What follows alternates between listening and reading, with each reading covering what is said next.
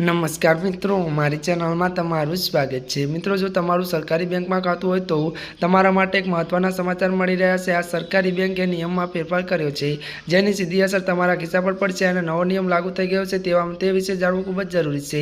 Canara bank એટલે કે 1 જૂન 2025થી બધા પ્રકારની સેવિંગ એકાઉન્ટમાં એવરેજ મંથલી બેલેન્સ જરૂરિયાત માફ કરી દીધું છે।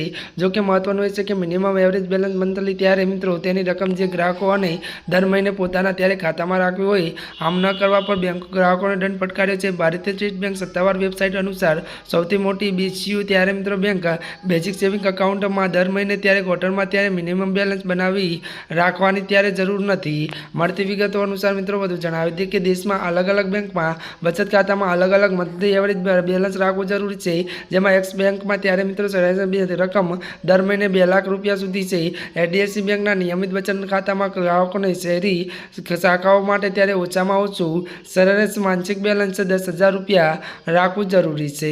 જ્યાં મિત્રો અત્યાર માટે આટલું જ। અમારી ચેનલમાં નવા હોય તો અમારી ચેનલને મિત્રો તમે લાઇક, શેર અને સબસ્ક્રાઈબ કરી દેજો। ધન્યવાદ।